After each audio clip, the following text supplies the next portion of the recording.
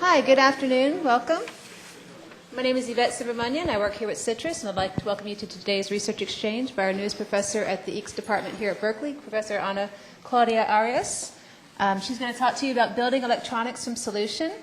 And I have a few announcements before we have today's talk. As always, we want to let you know that we have our Eye for Energy talk, which is about smart grid, on Friday at noon. Also, Friday's talk is going to be in 2:50, so that's going to be here at noon at 2:50. We have the Big Ideas poster session on April 14th, and we're really close to getting the finalists down. So we should have the finalists announced in the next week, and then we'll have the poster session on the afternoon of April 14th. And as always, everything that you have is compostable except for the aluminum foil and the water bottles. So please, we'll have people in the back at the end of the talk to help you separate out everything perfectly.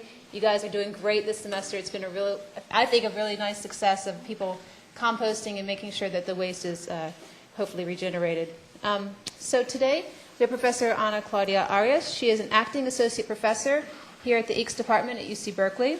She just joined in January, and before that, she was manager of the printed electronics devices area and a member of research staff at PARC, which is a Xerox company in Palo Alto. And there she used inkjet printing techniques to fabricate organic active matrix displays, backplanes for paper-like displays, and flexible sensors.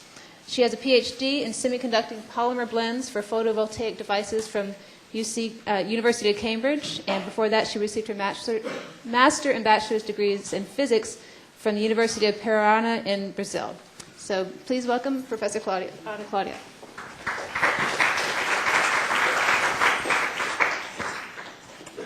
Okay, thank you very much for the invitation.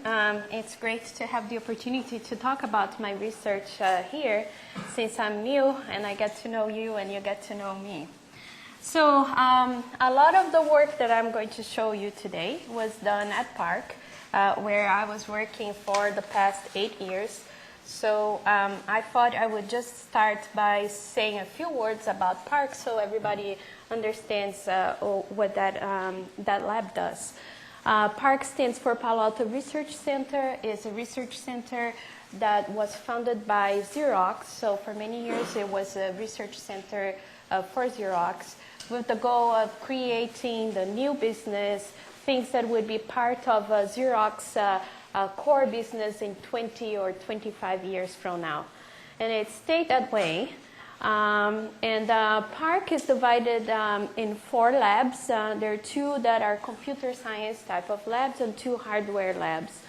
I worked on the electronic materials and devices lab, where I managed a group called Printed Electronic Devices. PARC has as a business to do research. So the way it works, just in case one day you're interested in working there, is that companies come to PARC because they know that PARC is very good at a certain area. And then they say, we have this problem and we would like to work with you to solve that problem. And then PARC would do research as a contract for that company. Or PARC would just create new businesses by having companies created based on the IP that was developed there. And so there's a lot of licensing and technology transfer. So it's just across the bay in Palo Alto. And I would encourage you to look at what's done there. It's a very creative place. So today in my talk, the outline on my talk, I will start with the motivation for printed and flexible electronics. I'll talk about other approaches to get flexible electronics, just because printed electronics and flexible electronics very often are mixed, and people think of them together. Then I'm going to talk a little bit more about polymer electronics, because polymer electronics was really what started this area. We started people interested in this area. I'll show you results that my group has worked on a project that's called sensor tape, and then I'll talk a little bit about future work and what we are going to be doing here. If I could start with the motivation, why people want to work in this area. There is a huge list. There are things that are interesting just because of the possibility of creating new products. There is a lot of scientific breakthrough that is coming and still to come in this area, and there is a lot of interest in commercializing this area. But I like to use this video to show you why people are really interested in flexible electronics.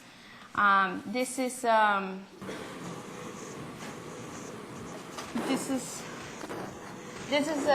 flexible display that's been developed by Samsung. It's active matrix OLED, OLED being organic light emitting diode. So you can see the first thing, it's very robust. It's flexible. It's very thin. And I think this video really shows you why people want to have this type of electronics. You can now imagine that first your laptop and everything that you carry in your bag are going to be much lighter weight, not breakable, and in this case it's an OLED, and the organics have the advantage of color, so you can see that even at different angles you can see that very well. And so I think that really shows why people care about this area. So I said I would tell you about approaches. There are different approaches to make that work and to make flexible electronics. And they all have good things about them and challenges about them. So this one is the approach where you take inorganic materials that are normally rigid, and you just process that inorganic material in a different way. And there are many ways that people have looked at in order to change the processing. This example that I use is an approach that Professor John Rogers uses, and he basically patents. He takes silicon, and he just patents silicon in a way that it becomes so thin that it becomes flexible. And when he gives talks, he says, "Oh, a tree is not flexible, but paper is," and then that's how he thinks about it. So this has lots of advantages because obviously you are working with inorganic materials, inorganic processing, so you know that the electronics that you are going to get out of this type of devices is going to be really high performance. Obviously it's more complicated because you have to it involves a lot of processing, but really the advantage here is the performance. Another way of getting flexible electronics with inorganic materials is by just changing the processing conditions to make the materials compatible with a flexible substrate. So the picture I have there is a TFT backplane that was designed to run OLED, so very high current, and that's based on polysilicon that was processed at low temperature.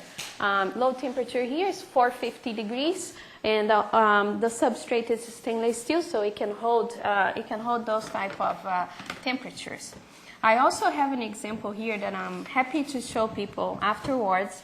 That is amorphous silicon-based TFT backplane. In this case, the processing temperature was 150 degrees to be able to make these materials and the processing, deposition, everything compatible with plastic. So you can see here how it looks like, and as I said, just walk at the end of the talk, I'll show you that. So there are valid approaches. Another one is that instead of going through the process of changing your fabrication process to place these materials on a flexible substrate, people looked at sacrificial layers so that they can pattern and process everything on a rigid substrate, just like everybody's used to.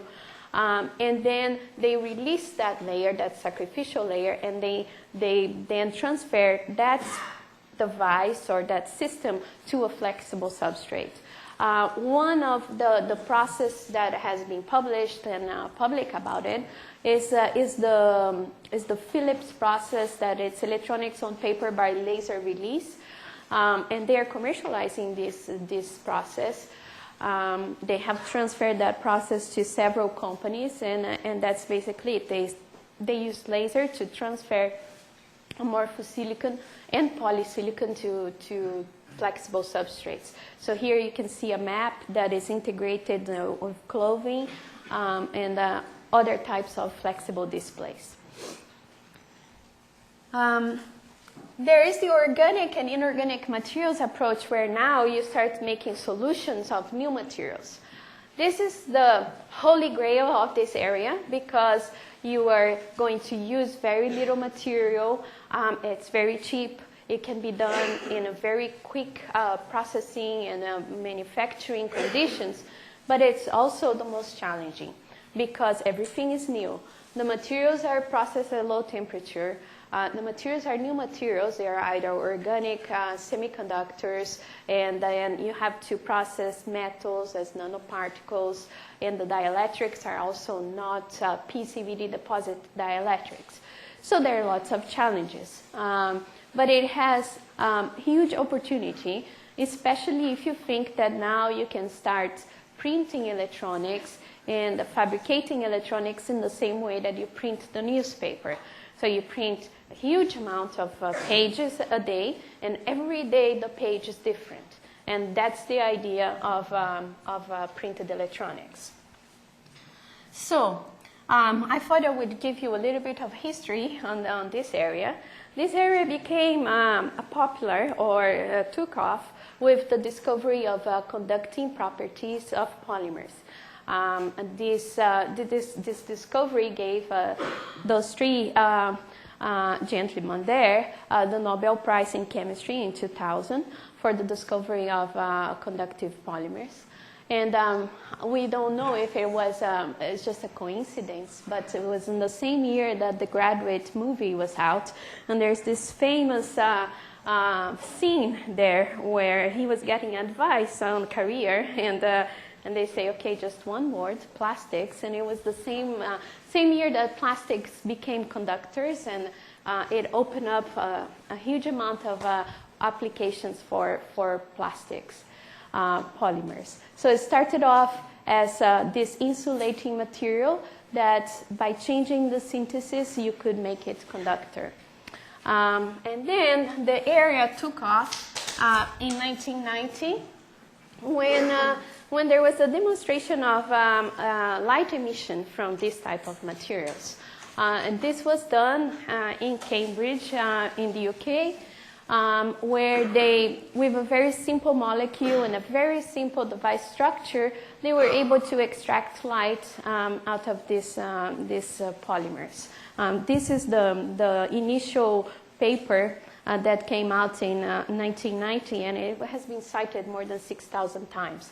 So that gives you also an indication of how this area is new and how many people are interested in working in this area. And what attracts it is really the simple architecture of the devices. So here I put an example of two devices that are basically identical. The only thing you change is the way that you run these devices and the materials you use. So with this very simple structure where you have a substrate, a transparent electrode, a polymer semiconductor, and a metal electrode, you can make a photovoltaic device or a light-emitting diode. In the case of photovoltaic device, the device absorbs light, and then you get an electrical signal. And in this case, this was done with a friend of mine in Cambridge. When I was still in Cambridge, we made big solar cells, and that solar cells were running a clock. And then with the same structure in the light-emitting diode mode, you apply voltage, and then current is injected into the polymer semiconductor, and once the electron and hole, in this case, combine, you get emission of light. Very simple, but very interesting. because these materials, these polymers, are synthesized in the lab, chemists are amazing, and they can just design these materials, and they make materials that can emit in different colors, absorb in different range. And here I show you just a picture of the solutions. You can see how luminescent these materials can be. And you can really, if you're working on display, you can really hit all the colors of the spectrum that you need. And that's why the display area, the display industry was very interested in using OLEDs for their displays. Today, since this was the first to get developed, today you can see printed flexible polymer-based light-emitting diodes.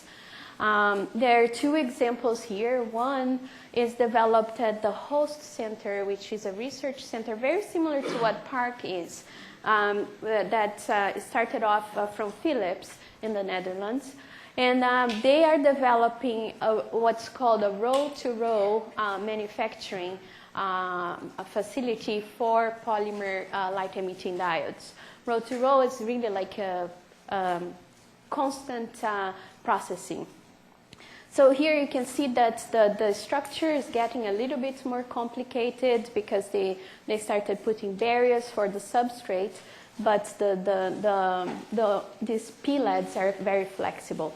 There's also a company based here in California, in Scotts Valley, that makes screen-printed light-emitting diodes with a very simple, again, a very simple structure, but in this case, they keep the structure very simple because they dope the material in order to get the injection that they need. This company just got bought by Sumitomo, so it's soon to become a Japanese company. And I have another video here that shows you this concept of a flexible PLED.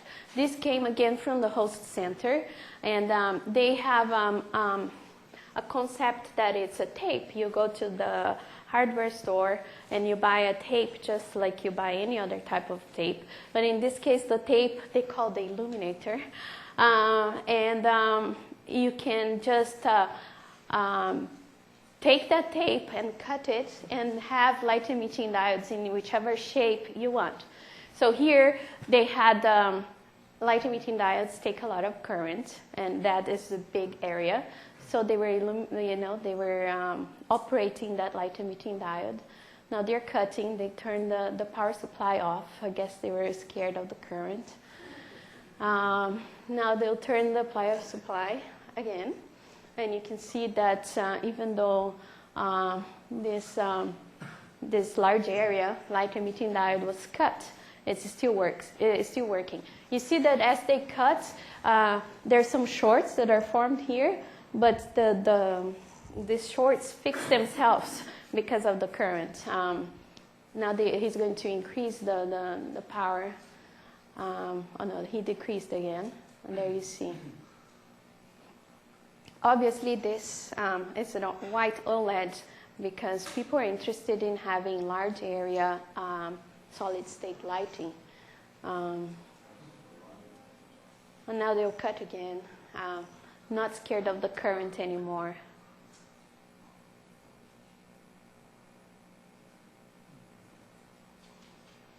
Increase the power, and then yes, you see that the OLED really recovers. Of course, this is just a demonstration of what the technology could do and can do right now. I think that gets you the idea. All right. And again, very flexible, very thin, and it's a light-emitting diode. Now, so it's obvious that the display industry was really pushing the technology in this case.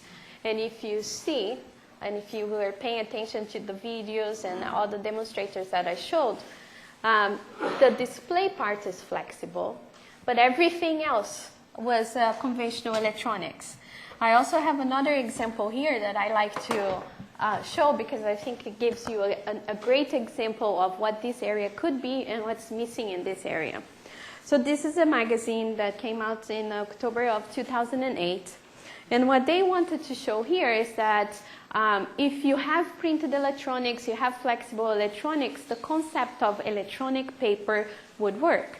And what they wanted to do was that they print or show a flexible electronic in the cover of the magazine, showing some advertisement at the same time that you're printing the graphics. So you can start giving information to the public in two ways, the graphic and also the electronic part. If you bought this magazine and you open it, you would see that the display media is the same display media that we have in our ebook readers. It's e-ink, and it's very flexible. There are two parts of the display media. But what was driving this display media was the good old PC board with a lot of batteries, because this media needs 15 volts in order to run. So you need a lot of batteries, and everything else was conventional. So to me, this was obvious that, yes, the display part of this technology is there. It's flexible. But the electronics part and the power for it, it's really not there yet. So you couldn't really have a truly printed electronic paper because of that. Obviously, that's what I think it's needed in order for this whole area to happen, in order to have flexible systems, have electronics that you can wear, and electronics that will not break. So that's what I try to incorporate in my research. I really try to look at flexible systems and think about the problem of the system. So if you really wanted to have a cover of a magazine that was flexible, what you would have to work on was not only on the display, but also on the driver. That's probably a very simple driver, and on the power source. So if you think about the system, what you want to achieve, and you want to be flexible, then you can work on that, on those parts, on the missing parts, to make the technology advance. And this is what I'm going to show you, what I have done in order to take those steps. I take the printing approach from all those approaches that I showed you, and that's why the title of this talk was Building Electronics from Solution. And the idea is that you will take photolithography out of the picture when it comes to manufacturing electronics. Why? Because photolithography needs a lot of steps, a lot of waste of materials involved here.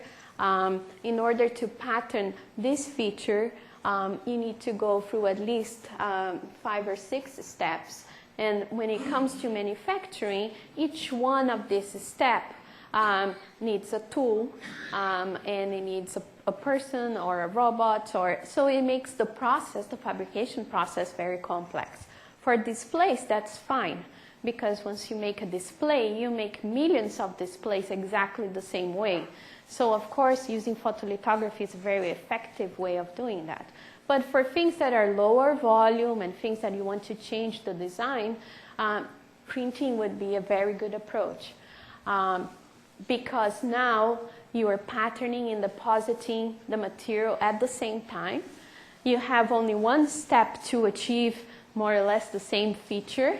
And you don't waste materials. There's no subtractive process. You're not going to remove, etch, anything. You only deposit where you need the functionality of that material.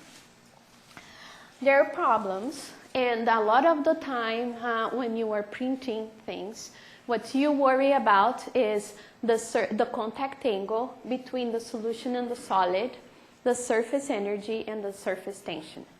The contact angle, and they are related with this equation, where the solid-liquid interaction depends on those variables. So you always have to control that. You have to know your solution very well, know your material, and engineer the material very well, so that it will print well in different surfaces. And the results you get, for example, I have a few examples here. So if you had the same solution, same print head, you just change the contact angle or the surface that you are printing on, you can see that the feature will become very large because the liquid is spreading a lot, or in the middle, or very small. In this case, if you looked at the profile of this picture, it would be something like this in a valley, which also has it brings other problems. So if you have the wrong surface energy for that ink, for that material, you in your best case, you will get this. Now, when you fix the surface energy and you have, for that specific material, you can print things that look very nice. Another thing that people that work on printing, and there are at least a few of them here, that you worry about is this effect that's called coffee stain effect. Basically, you are printing these materials from solution. They are dispersed in solution. Once they hit the substrate, in many cases they can pin, and you have a drop that's pinned at the edges. Since the drop is pinned while drying, it means that it can't shrink. So it can't shrink. The way the evaporation happens inside that drop is so that there is a flow that brings your material to the edge. And that flow keeps bringing the material to the edge to compensate for the evaporation without shrinking. And then you get the deposition of the materials at the edge. And this is called the coffee stain or coffee ring, because in the case of a drop, you're left with a ring. And in some cases, the material is only at the edge and nothing in the middle. So coming back to knowing your solution very well, there are things that you can do to change the surface tension of the solution, so that even though you're working with the same material, you will get a printed feature that looks a lot more like something that you would want in your electronics.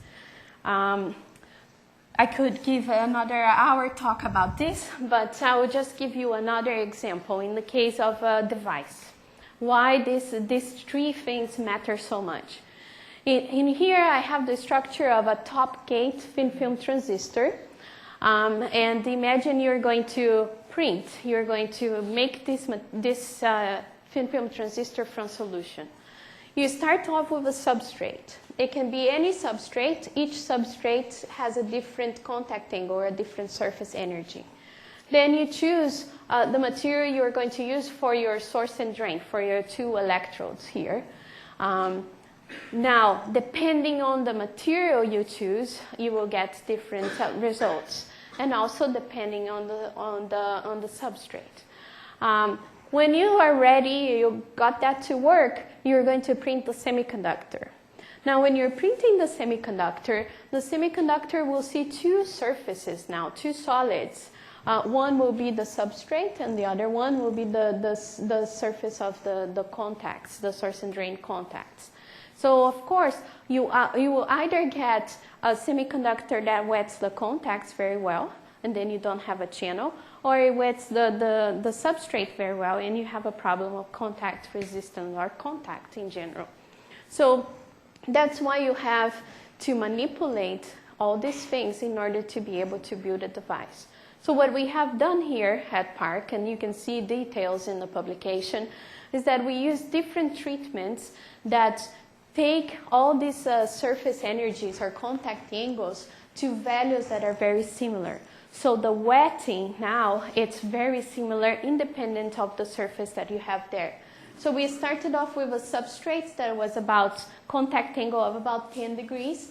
After we did the treatment, it went up to 83. Then we print our source and drain, and in this case I'm giving you examples of two different suppliers, and there are many suppliers that you can work with. And in one case you would get 50, in another case 100. So of course we found a treatment that brings these two different materials to a similar contact angle, which is similar to the substrate, and now you can print the semiconductor. We did the same thing for the gate dielectric. If you were to change the semiconductor, you have to change everything again, because now the ink is different. And when you change the contacts, what else happens? You can also change the performance because, of course, this is an electronic device. So you have to worry about injection of charges. So if you went to a catalog and you bought your silver nanoparticle ink for your electrodes, you bought the semiconductor, and you made a device, you look at the papers that people publish, you made a device, you will get this type of devices. Now, if you start treating the contacts and treating the surface so that everything works well together, wets everything, you get devices that look a lot like a film transistor now. The off current is very low, they turn on very sharply, and the on current is high, which is what you want from a TFT. You can also see that using 2 different suppliers for the silver ink, you get the same mobility, about 1, and the same on-off ratio, about 10 to the 6. And that's obviously very important, if you are worried about manufacturing. So if you get everything right, you can print a backplane for a TFT. And I have, again, an example of a printed backplane here, where all the layers were printed. And the pictures that you get when you look under the microscope for these backplanes are exactly this. So in this case, you don't have a mask. There is no photolithography. What your mask for patterning your electronics is now a file in your computer. In this case, it's an LED file where the green level here is the gate level. It's going to turn the TFTs on and off. The red level is the data level, which you will use to drive, to write the image in the display. And the blue dot in the middle is the semiconductor that's forming the channel. And this is what you see here. Here's the gate line with the gate electrodes, and the data line and the semiconductor there forming the channel. 4 steps to fabricate this backplane, as opposed to, I don't know how many, more than 35 steps that he used to fabricate an amorphous silicon array. But again, keep in mind, it's the same case, right? It's just the backplane. So there was a new project that I worked on for 2.5 years or so, that came to my group via the Army. They wanted something that was called sensor tape, and the idea was to develop a tape that looks like a Band-Aid, so that you can just glue to the helmet or to the body, and monitor the amount of explosions that the soldiers were exposed to. The reason they needed that is because the Army knows that there is a certain threshold of blast overpressure that a human is able to sustain before having brain injury. And they really wanted to prevent that. They wanted to monitor that constantly in order to make sure that if somebody was about to get hurt, about to get a brain injury, they could just take that person and make that person rest. That applies to sports. Football players have the same problem. So if you monitor impact, you can take that player out before he gets seriously hurt. So it was a medical device, but it wasn't monitoring anything physiological. It was monitoring the environment for medical reasons. The idea was that this tape had to cost less than $1 maximum, had to be flexible, last for 7 days. The soldiers would wear it for 7 days. After 7 days, somebody would read out the information from the tape and keep that as part of their medical record and throw it away or not use it anymore, get a new tape. They didn't want wireless transfer of data. They really wanted just the tape to contain all the data. For us, for a research group, it was a great project because we had to develop several sensors, pressure sensors, light sensors, acoustic sensors, and accelerometers that worked in a really large range. We had also to develop all the electronics. Obviously, a sensor by itself cannot do anything. You need the electronics to get the data out of that sensor. We also needed to develop a system that was working as an event trigger. We wanted to know when there was an explosion or when they were just in a bumpy road. There was a clock type of logic just to know more or less when that happened, and a memory that was keeping all the data in the tape. The first thing we had to develop was CMOS. You all know that CMOS has several advantages when it comes to electronic design. One of them is lower power consumption, and the second is the lower TFT count. You use less TFTs if you use CMOS. This is an advantage of printing. Now, if you develop a TFT process or a TFT structure that works the same way, same structure for a P and N type, you just prepare your TFT structure and you print the P type and the N type, and you have CMOS. Much simpler than silicon. Also, not as efficient as silicon. So we are far away from printing computers, but we could print several electronic circuits, which I'll show you shortly, just so if you have an idea of the type of TFT performance we got with this top gate configuration. With the P type, we got about 1.6 centimeters square per volt second. Just as a reference, amorphous silicon is about 1. The N-type material was about 0.8. So they were both around 1. We had to compensate for the geometry, but you can see that it was working nicely in the same process. One of the points that you have to worry about when you are doing printing, which you don't need to worry so much when you're doing photolithography. Photolithography is always the same. Is reliability. You really have to make sure that your process is tight and it's not varying. And here, of course, I was managing a research group, so there was variability.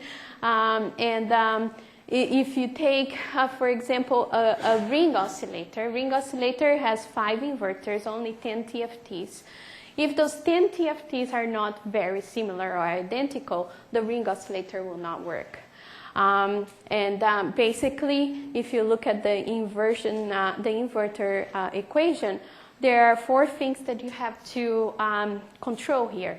2 of them are related to the materials, which is the threshold voltage and mobility, and the other 2 are related to the process, the printing process, W over L, the width and the length of the TFT. When you control those 4 things, on top of everything else that I was saying before, you can get really digital circuits that work really well at very low frequencies. Here are examples of electronic components that we printed: ring oscillators, shift registers, amplifiers, and also the memory. I'll tell you a little bit more about the memory.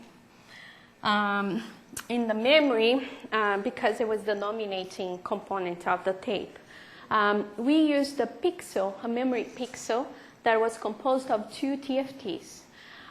One TFT was a basic switch, and the second TFT was what was working as a memory. What we changed in these 2 TFTs was the gate dielectric. In one case, we use a polymer gate dielectric, where you see no hysteresis in the curve.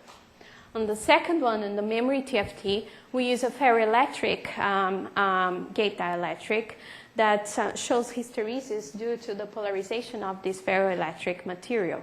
So, and this is how we could tell off from on in the memory pixel. So that type of TFT was really just allowing us to access this memory TFT and store or read the data. The way we did that was by printing an array of memories, and that came from the experience of printing TFT backplane arrays, where each pixel had the switch and the ferroelectric memory. When we wanted to write into the memory, we would ground everything else and just use the selective line which was going to a sensor. And then we could access this switch, and the switch would be open to write into the memory. When we wanted to read, we would ground everything else, and now we could read the data from this pixel without interfering with anything else, and not erasing the pixels. It is a true analog memory. Each pixel will keep one data point, which is related to a data point that's coming from the sensor.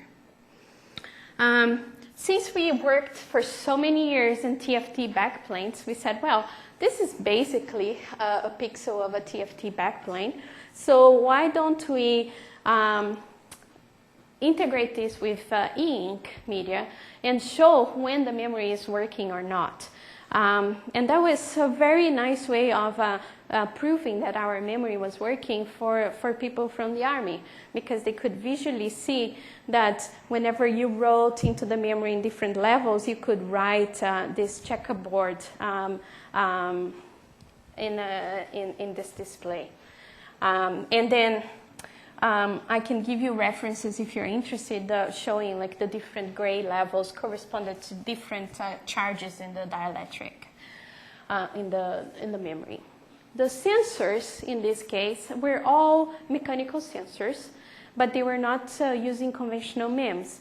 They were mostly using lamination and printing on whichever step we could. And since we were thinking about the system overall, we took the same ferroelectric material that we were using for the memory to make the sensors. So in the case of the memory, we would apply the voltage, and that generated polarization.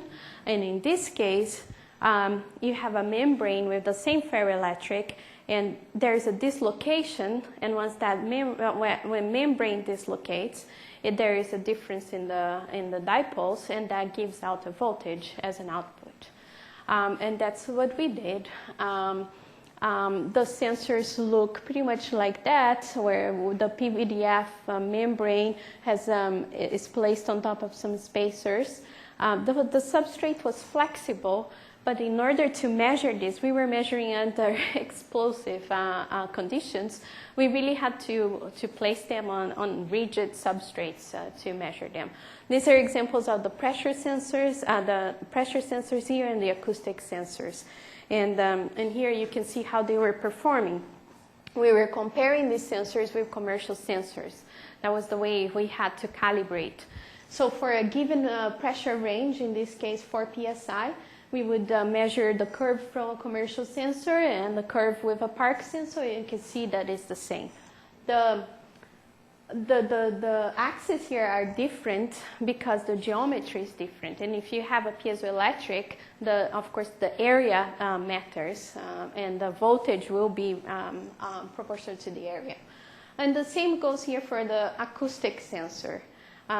So what matters here is the trend, not the numbers. And you can see the commercial sensor is the awful green curve that you probably can't see, and the red one was the park sensor.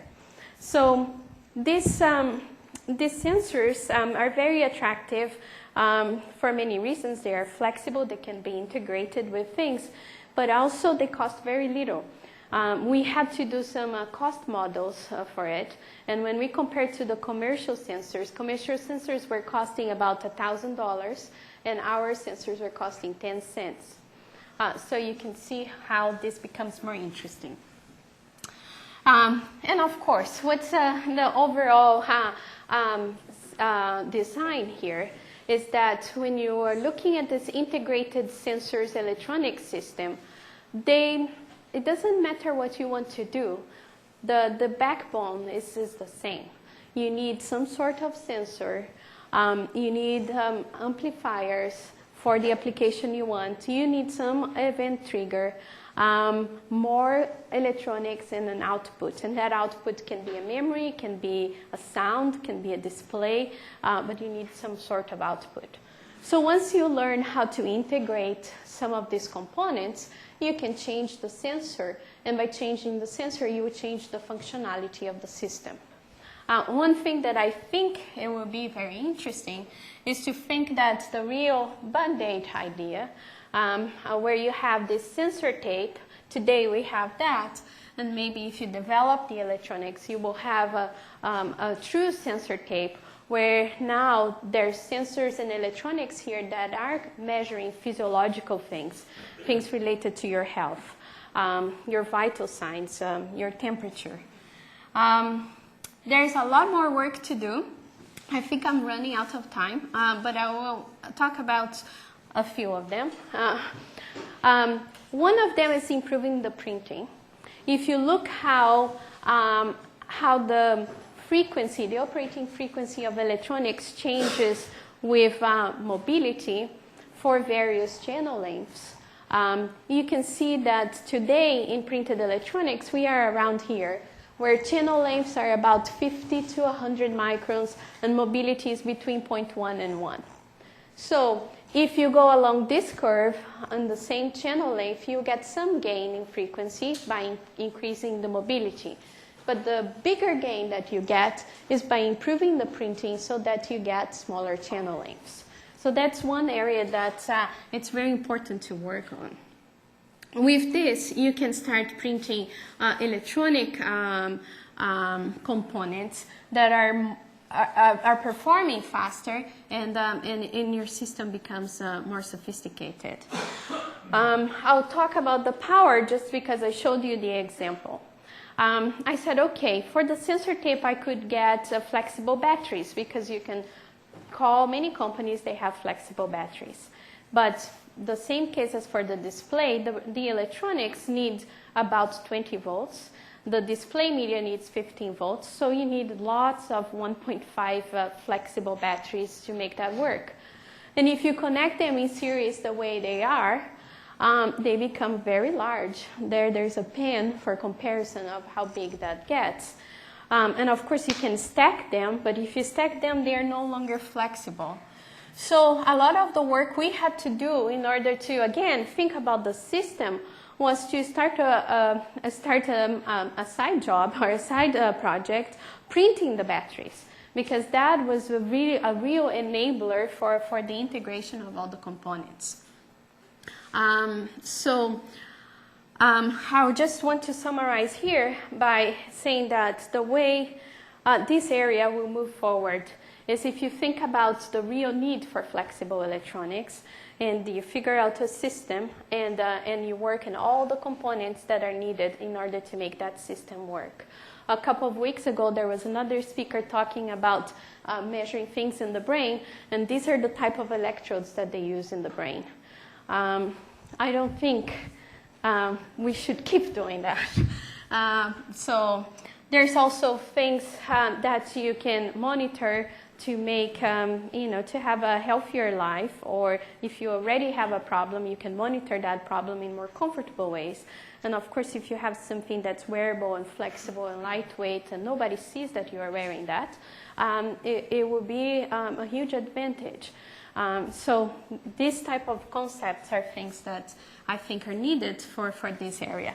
And here at Berkeley, together with Professor Subramanian and Professor Javi, we will be building this lab called PostSilicon Lab, where we will work in this type of areas, where flexible photovoltaics, electronics, paper-like displays, sensors, skins, and I'll stop here so you can ask questions, and I'll leave here a thank you note for my former group, which I left at Park. None of this could have happened without them. Thank you.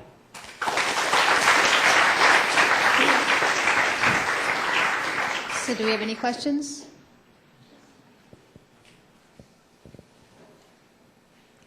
Over there. I have one question. So for entirely organic systems, I guess one of the issues is that the transistors require high voltages.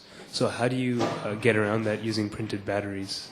What do you see as the, I guess, roadblock? Do you need a lot of printed batteries in order to drive these electronics, or? There are several ways that you can address that problem. And that's it's not just for a fully organic because all the devices I showed here were not all organics. The problem comes from the dielectric. So you know that the voltage is related to the dielectric constant and also the thickness. So you can reduce the voltage by making very thin films. That makes your process very complicated because you can have pinholes and shorts. You can change the dielectric material so you have a higher dielectric constant. But with organics, sometimes you get problems with bias stress because on the interface you get a lot of charge trap. And sometimes the bias stress recovers fast, but then sometimes the bias stress is very slow, and that's a big problem. So that's definitely an area where you need to work. What we have done to reduce voltages was to use double layers where you had a very high dielectric constant dielectric to bring the voltage down. And then a very thin, low dielectric constant dielectric at the interface with the semiconductor to control the stress. You can also mix and match, look at dielectrics that are deposited by ALD. In that case, you had very thin dielectrics, high dielectric constant, in a very good process. But yeah, you are right that that's one area that's it needs development. Yeah. Do you have a question here? There is another question here. Oh, and another one there. Okay. I was in the demonstration where the scientist cut the display and it repaired itself. I was curious about how that works, why that occurs. Why that works? It's because the electrodes are. It's a large area. Pixel. You can think about that. You have 2 electrodes going everywhere. The polymer is going everywhere. So your LED is a huge LED. I don't know if you noticed, they have power supply in every corner. So even though they were cutting, they were keeping the supply. So you cut, you just make the area smaller, but you have the same stack, and that's why it works. My question is a kind of Moore's law of the printing electronics, or scaling law. Mm-hmm. So if somebody else somehow scale the devices smaller, down. Just for example, down. Mm-hmm. So does it work? Just for example, working on more low voltages or more mobilities? It works, yes. The scaling of getting channel length and then increase the frequency, that works. For some materials, you get contact resistance. People that are working on photolithography plus printing, they can shrink the channel length and the features that way. And then they treat the electrodes to make sure that the injection is as efficient, or that the TFT curve is not dominated by the contact resistance. So that's definitely a goal in this area, to shrink the electronics for several reasons, not only for frequency, but also the area that you occupy with your system. Mm-hmm. Thank you again. Thank you. Thank you.